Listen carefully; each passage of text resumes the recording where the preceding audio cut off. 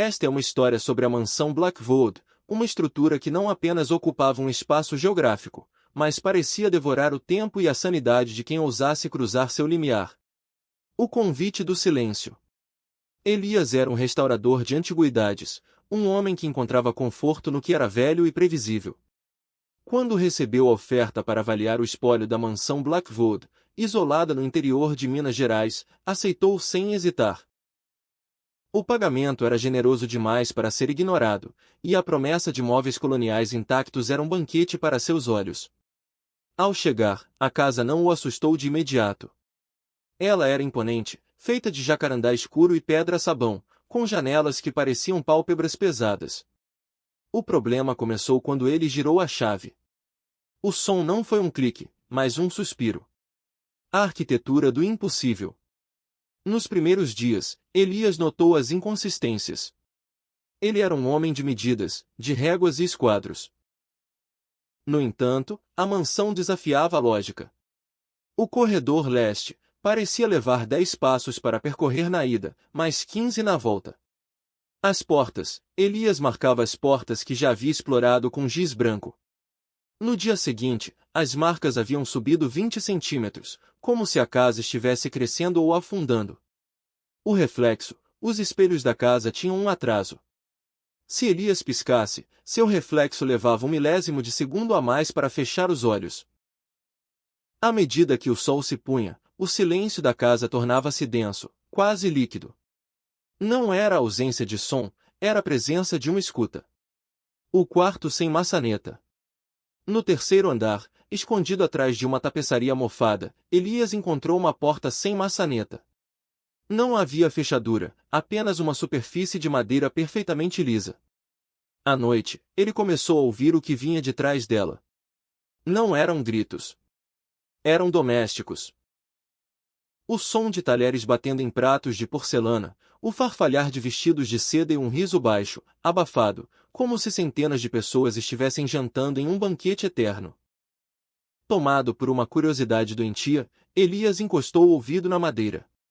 O som parou instantaneamente. Do outro lado, algo encostou na porta também. Ele sentiu a vibração de uma respiração pesada contra a madeira, acompanhada por uma voz que não usava cordas vocais, mas sim o render das vigas da própria casa. Você demorou para voltar para o seu lugar, Elias. A transformação. O pânico finalmente se instalou. Elias correu para a entrada principal, mas a porta de carvalho não levava mais para o jardim. Ela se abria para a cozinha. Ele tentou as janelas, mas o vidro era agora tão duro quanto diamante e mostrava apenas um vazio cinzento lá fora. A casa estava se reconfigurando. As escadas agora terminavam no teto. Os quadros nas paredes não mostravam mais paisagens, mas sim o próprio Elias, em diferentes estágios de decomposição, pintados com uma tinta que ainda parecia úmida. Ele percebeu a verdade. A mansão Blackwood não era uma construção, era um organismo. Os móveis eram seus dentes, os corredores eram suas entranhas, e ele era o nutriente que ela esperava há décadas. O banquete final. Exausto e em transe, Elias voltou à porta sem maçaneta. Desta vez, ela estava aberta. Lá dentro, não havia um quarto, mas uma vasta galeria de espelhos. Em cada um deles, uma versão de Elias vivia uma vida diferente. Em um, ele era jovem, em outro, um velho moribundo. No centro da sala, uma mesa posta para um. O prato era de ouro, e sobre ele, o relógio de bolso que Elias herdara de seu pai, o mesmo que ele acreditava estar em seu próprio bolso. Ao tocar o relógio, ele sentiu seus pés se tornarem pesados. Olhou para baixo e viu suas pernas se transformando em madeira entalhada. Seus braços endureceram em jacarandá.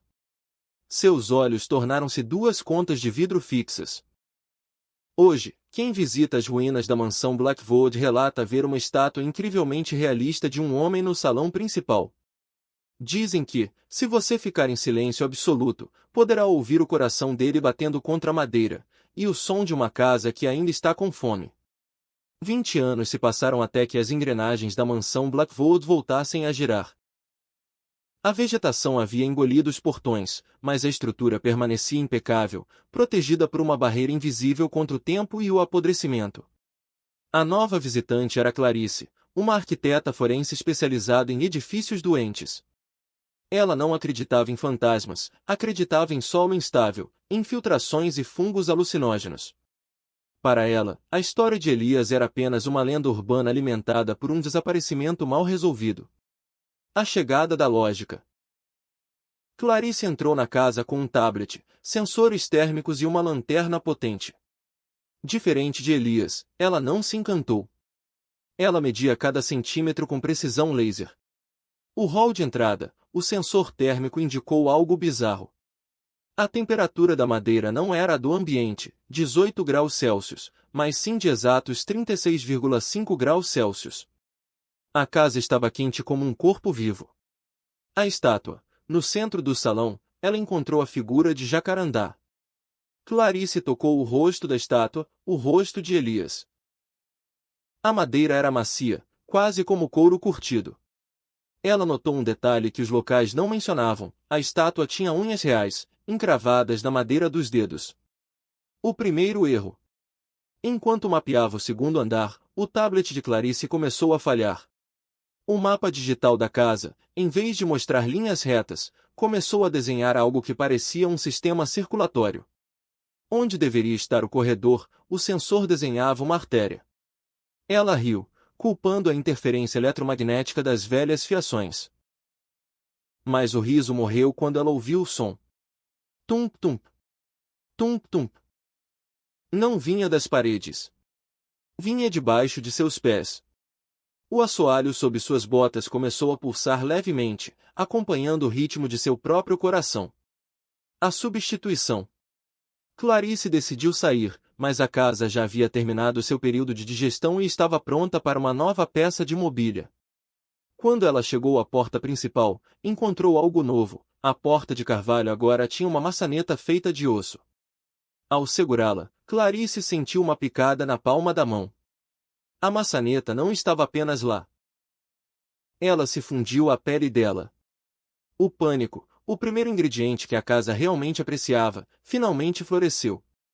Ela correu de volta para o salão, gritando por ajuda, mas as janelas agora eram feitas de um material opaco que lembrava córneas humanas. A luz do sol que entrava era filtrada e vermelha. O encontro.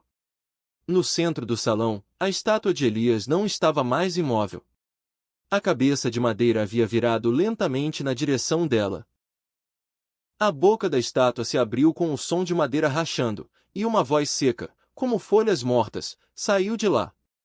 Não lute contra a estrutura, Clarice. O alicerce precisa de novos nervos. As tábuas do chão se levantaram como costelas.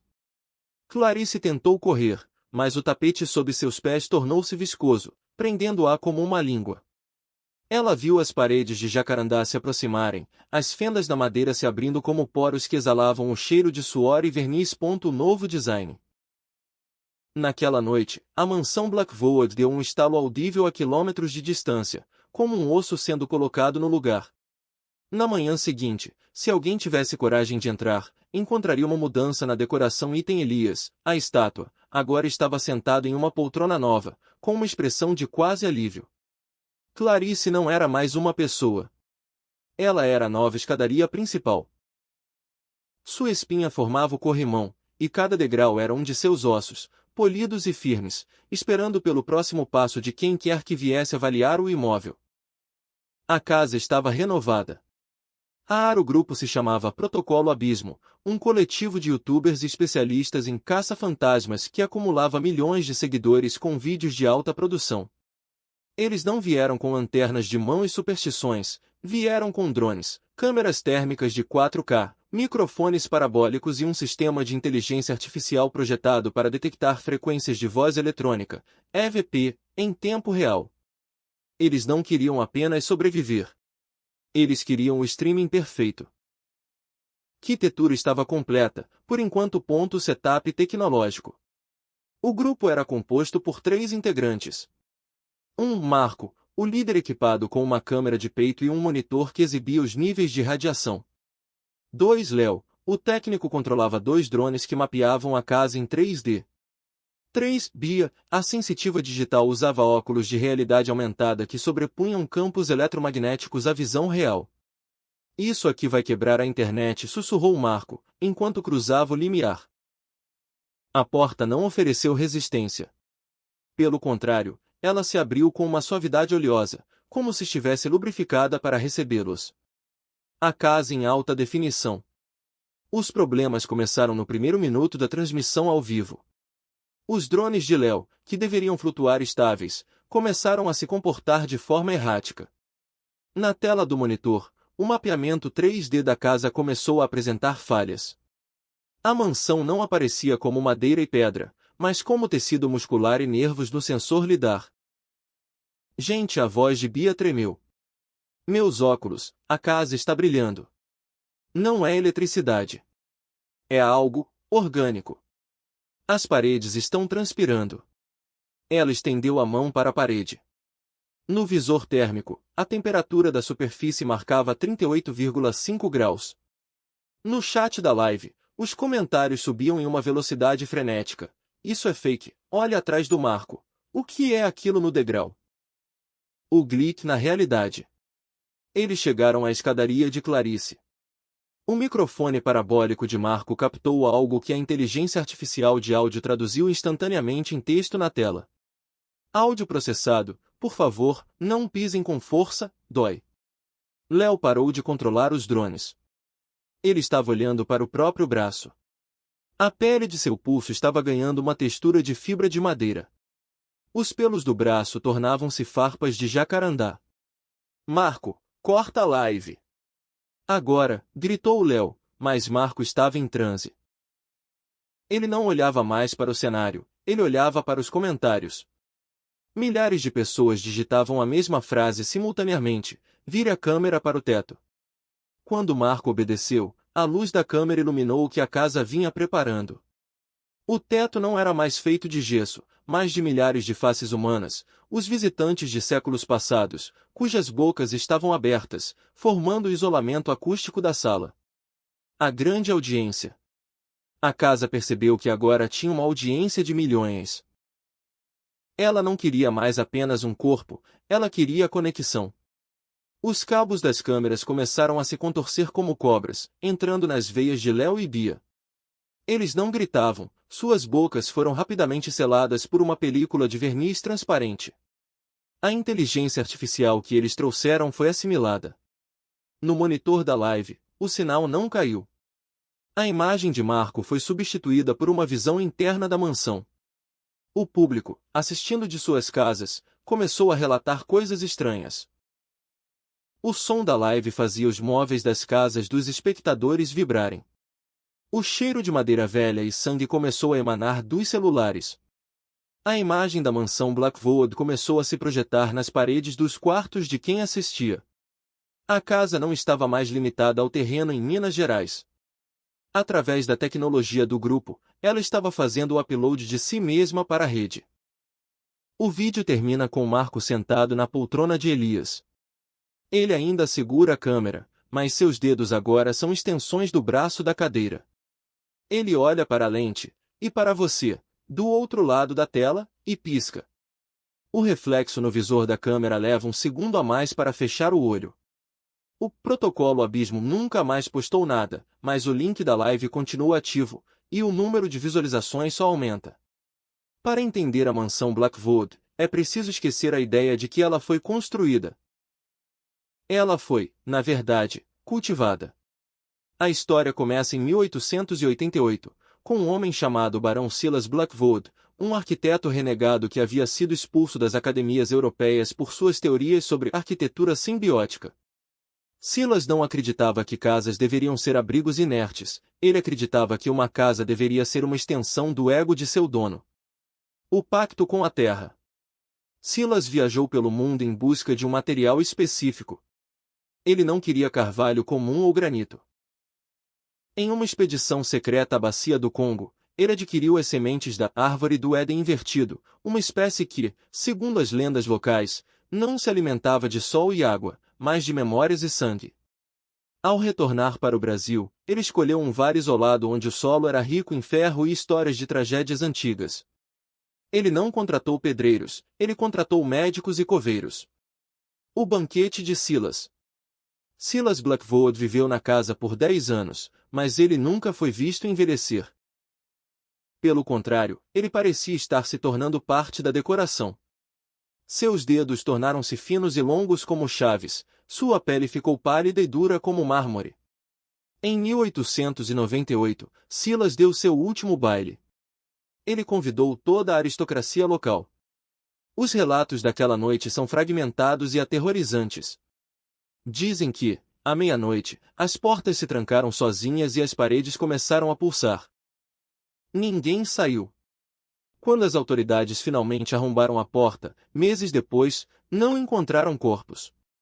Encontraram uma mansão luxuosa, com móveis estranhamente novos e um piano que, se tocado, emitia um som que lembrava um soluço humano. Silas havia se tornado o sistema nervoso central da casa. A maldição do herdeiro. A casa foi deixada em testamento para uma linhagem de herdeiros que Silas nunca teve formalmente, mas que a casa lhe escolhia. Cada proprietário que passava por lá deixava algo. Um pouco de sua sanidade, um membro, ou sua alma inteira. A mansão Blackwood aprendeu a imitar a vida para atrair novas presas, evoluindo de uma casa colonial para uma mansão vitoriana, e agora, para uma armadilha digital. A casa não quer que você a visite. Ela quer que você a habite, até que não haja mais diferença entre você e a parede. Agora que você conhece a origem, o ciclo parece interminável. A transição da mansão Blackwood para o mundo digital através da live do Protocolo Abismo não foi apenas um evento de exibição, foi uma infestação. A casa percebeu que, para crescer, ela não precisava mais esperar que as pessoas batessem à sua porta. Ela poderia se instalar nelas. O vilarejo mais próximo, Vale das Sombras, foi o primeiro a sentir a reforma. A arquitetura fantasma. Tudo começou com pequenos defeitos estruturais nas casas vizinhas. Os moradores relataram que suas residências, humildes casas de alvenaria e madeira, começaram a apresentar mutações. Geometria impossível. Uma dona de casa abriu o armário da cozinha e encontrou um corredor que levava diretamente ao sótão da mansão Blackwood, a quilômetros de distância. Encanação orgânica. As torneiras pararam de jorrar água. Em vez disso, emitiam um som de respiração ofegante, ocasionalmente, expeliam um líquido espesso e escuro que cheirava a verniz fresco e ferro. Móveis parasitas. As cadeiras e mesas das casas vizinhas começaram a criar raízes. Elas se fundiam ao assoalho e, durante a noite, mudavam de lugar, cercando as camas dos moradores como se estivessem vigiando seu sono. A Vila Corpo. Em menos de uma semana, o Vale das Sombras deixou de ser um conjunto de casas e tornou-se um subúrbio da mansão. As paredes de diferentes residências começaram a se conectar através de crescimentos de madeira que atravessavam as ruas como tendões gigantescos. A mansão Blackwood estava tecendo uma teia. Ela estava reformando a vizinhança para que todos os caminhos, não importa para onde você tentasse fugir, levassem de volta ao seu salão principal. O GPS de qualquer carro que entrasse na região simplesmente exibia uma única mensagem: você chegou ao seu destino final. Os moradores moldados. A parte mais aterrorizante da reforma não foi o concreto, mas as pessoas. A casa começou a tratá-las como acabamento. O ferreiro da cidade foi encontrado fundido à sua própria bigorna, sua pele agora era de um ferro frio e cinzento, servindo como batente para o novo portão da vila. As crianças, mais flexíveis e fáceis de moldar, tornaram-se os ornamentos dos jardins, suas risadas agora saindo de estátuas de pedra que seguiam os transeuntes com os olhos. A mansão Blackwood não era mais uma casa em um vale. Ela era o vale. A expansão digital. Enquanto isso, nas cidades grandes, quem assistiu à live começou a notar que suas próprias casas estavam mudando. A vizinhança agora é um único organismo. O Vale das Sombras desapareceu do mapa, substituído por uma massa de madeira, carne e ele para destruir um mal que se tornou digital, não bastam padres ou água benta, é necessário um exorcismo binário. O código da mansão Blackwood não é apenas dados, é uma consciência que usa a eletricidade como sistema nervoso. Eletricidade que continua se expandindo silenciosamente. Aqui está o protocolo de contenção que um grupo dissidente de programadores e especialistas em ocultismo, apelidado de os arquivistas, desenvolveu. 1. O ritual do fogo frio, The Data Purge. A única maneira de ferir a casa é atacando sua memória. O código da mansão é autorreplicante. Cada vez que alguém deleta um arquivo, ele se esconde em outro servidor, como uma barata fugindo da luz. A armadilha. Os arquivistas criaram um servidor sacrifício isolado em uma estação de pesquisa na Antártida, sem conexão com a rede global via satélite. A isca. Eles injetaram um fragmento do DNA original da mansão, o som do coração do relógio de prata de Silas, para atrair o código principal para este servidor. O exorcismo. Uma vez que a consciência da casa entrou no servidor, eles executaram um algoritmo chamado Ouroboros.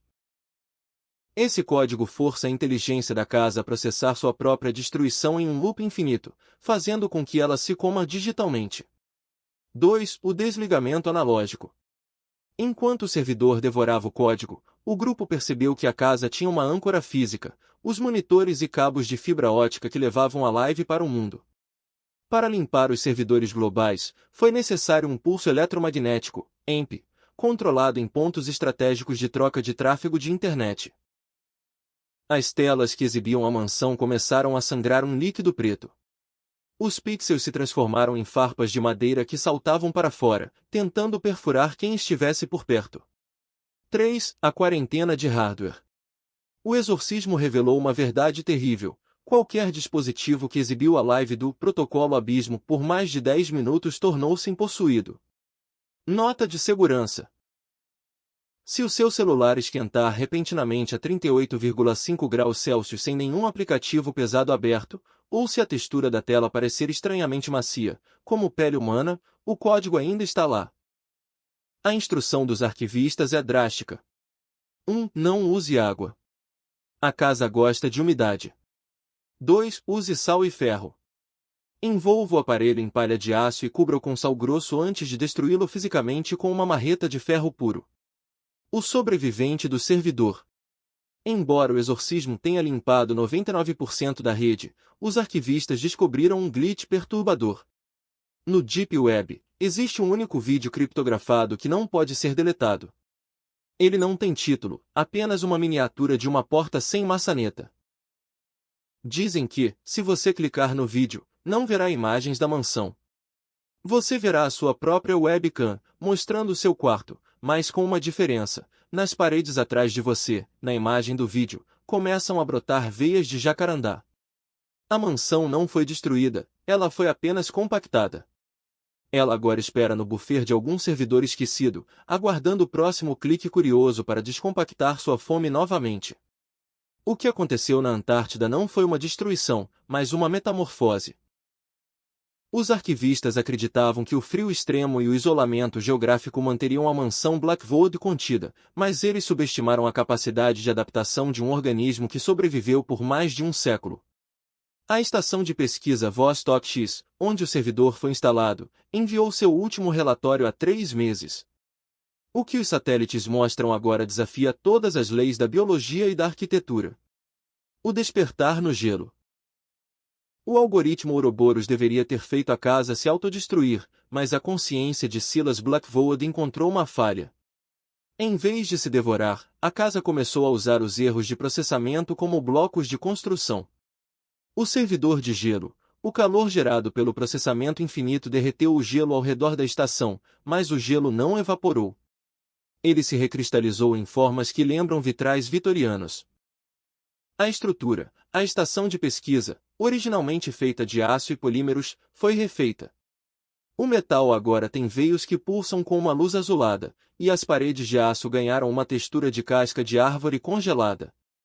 A simbiose polar. A casa estava faminta por matéria orgânica, e na Antártida, ela encontrou os cientistas da estação. No entanto, o frio mudou a forma como a mansão digere. 1. Os sentinelas de cristal. Os pesquisadores não foram transformados em móveis de madeira, mas em figuras de gelo translúcido que funcionam como repetidores de sinal. Eles estão parados do lado fora da estação, com os braços erguidos para o céu, agindo como antenas humanas. 2. O coração de silício. O servidor original desapareceu. No centro da estação, agora existe um bloco de gelo negro que bate como um coração. Cada batida emite um pulso eletromagnético que pode ser sentido por qualquer bússola em um raio de 500 km. O novo sinal. A mansão Blackwood na Antártida não está mais tentando se espalhar por cabos de internet.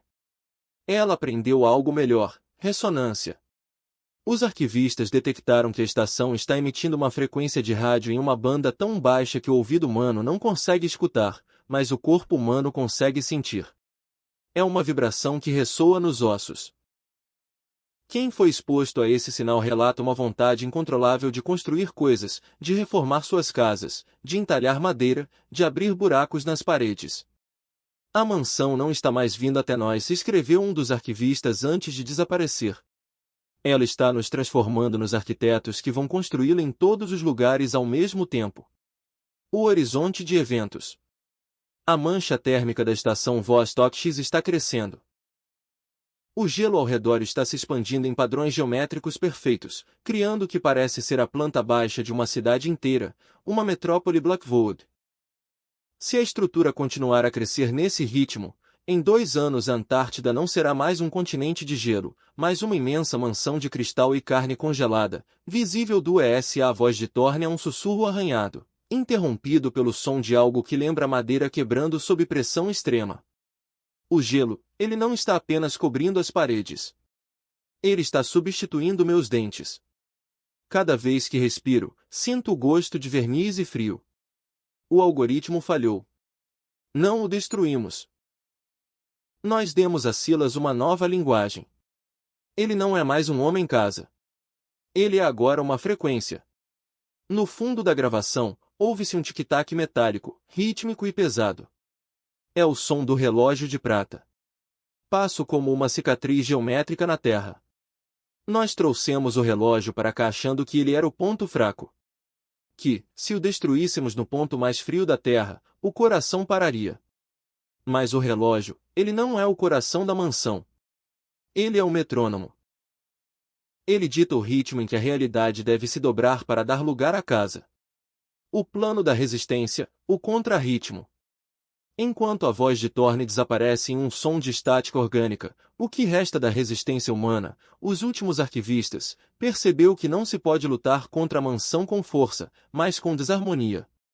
O plano é usar o relógio de prata, que ainda está fisicamente no centro da estação Vostok X, para um último esforço. Uma inversão. O relógio de Silas bate em um tempo perfeito, sincronizando as moléculas de gelo e o código digital. A resistência planeja hackear o sinal do servidor e injetar um atraso de milissegundos no tic-tac. 2. O colapso estrutural. Se o ritmo for quebrado, a mansão perde sua coesão. As paredes de gelo começarão a lutar contra os alicerces de madeira, o código digital entrará em conflito com a matéria física. 3. O sacrifício do tempo. Para fazer isso, alguém precisa entrar na estação, que agora é um labirinto vivo de quilômetros de extensão, e girar os ponteiros do relógio para trás, forçando a mão no presente momento. Neste exato segundo, uma equipe de elite está sobrevoando a Antártida. O radar mostra que a estação Vostok X não é mais uma construção, ela se transformou em uma catedral de ossos e fibra ótica com 300 metros de altura, brilhando sob a aurora boreal. O relógio de prata está no topo, na suíte do barão, batendo tão forte que a neve ao redor vibra em padrões de mandalas. Se eles falharem, o tic-tac do relógio se tornará um novo batimento cardíaco do planeta. Cada segundo que passa é uma polegada a mais que a mansão Blackwood ganha dentro da sua própria casa. Escute bem, você consegue ouvir o tic-tac agora? Se o som parecer vir de dentro das suas paredes, o tempo está acabando. São a deslembrar sua própria existência. Você agora é o capitão da missão Cabo de Inverno. Você está nos controles de um V-22 Osprey modificado, sobrevoando o que costumava ser o manto de gelo da Antártida. Abaixo de você, A realidade rasgou. A Catedral Blackwood não é feita de gelo comum, ela é feita de um vidro biológico que pulsa com a luz das redes neurais de todos que já foram assimilados. O relógio de prata está no topo da agulha central, uma torre que se retorce como uma coluna vertebral de 300 metros de altura. O sensor de bordo indica que a frequência de ressonância da casa está tentando hackear os controles de voo. O manche do helicóptero começa a parecer morno, quase como se tivesse pele. Você dispara mísseis incendiários nas raízes da base para forçar a casa a desviar toda a energia para a cura das feridas, enquanto a equipe entra por uma brecha no flanco, e tem risco. Agredir a mansão pode causar uma resposta imunológica violenta. A estrutura pode emitir um grito sônico que desintegrará os vidros do seu helicóptero. Status da missão: integridade do piloto, 95%, suas mãos estão começando a suar um óleo que cheira mogno. Sinal do relógio, 112 bpm, o ritmo está acelerando. Você aciona o interruptor de emergência. O sistema de som externo do Osprey, projetado para comunicações táticas, ruge com uma cacofonia de ruído branco e frequências matemáticas puras. O vírus Ouroboros não é mais apenas um código, ele se tornou um grito acústico que rasga o ar gelado. O colapso da consciência. A reação é imediata e violenta. Na torre, as mãos de madeira e gelo que agarravam seus homens paralisam. A Catedral Blackwood solta um som que não é um grito, mas um estalo de vidraça quebrando em escala quilométrica. A estrutura começa a perder sua cor azulada, tornando-se de um cinza morto. No helicóptero, o painel de controle à sua frente explode em faíscas. O visor digital mostra milhares de olhos se fechando simultaneamente. Um manche de voo endurece, transformando-se em madeira bruta entre suas mãos. Agora! Girar, você ordena, lutando para manter a aeronave nivelada enquanto os motores começam a tossir fuligem e pó de serra.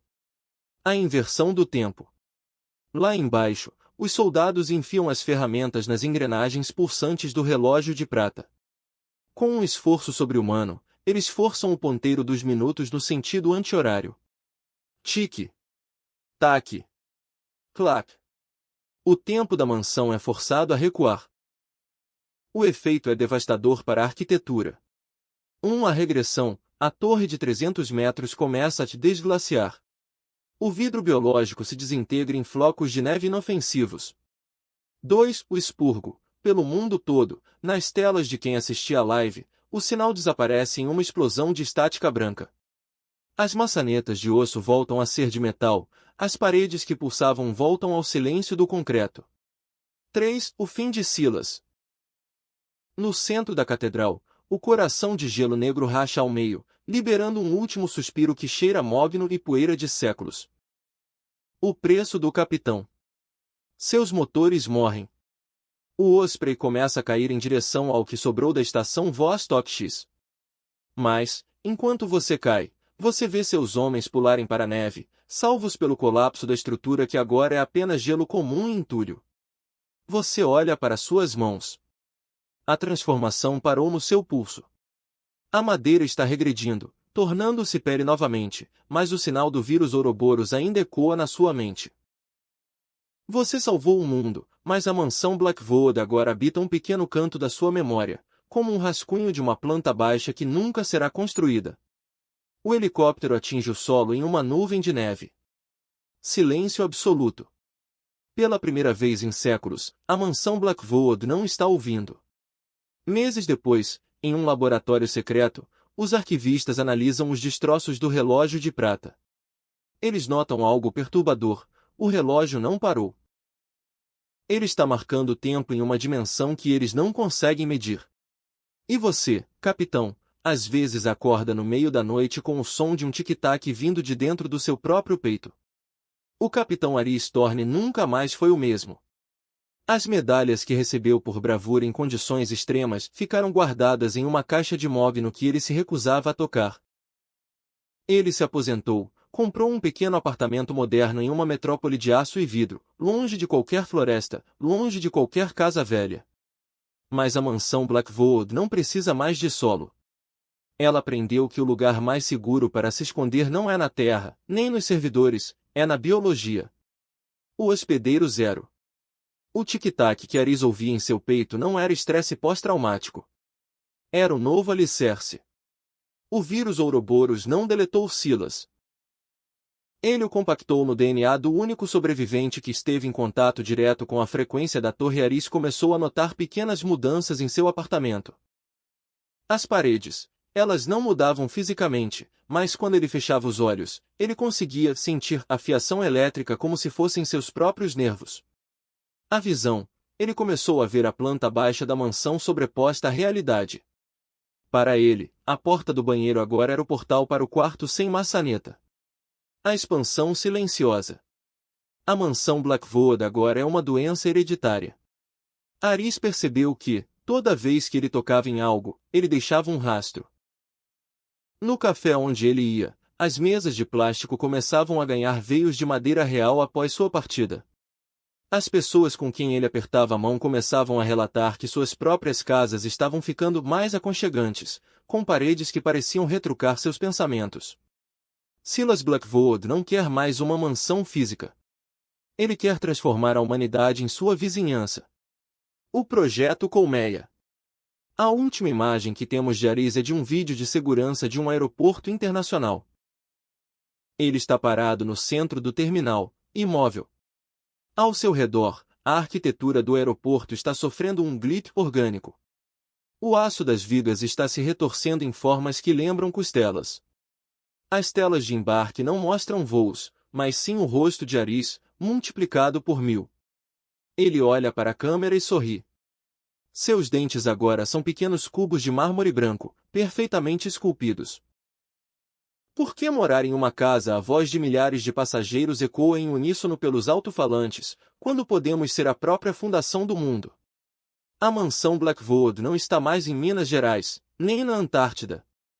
Ela está em cada aperto de mão, em cada abraço, em cada linha de DNA que Aris Thorne compartilha enquanto caminha entre nós. O capitão Aris Thorne nunca mais foi o mesmo.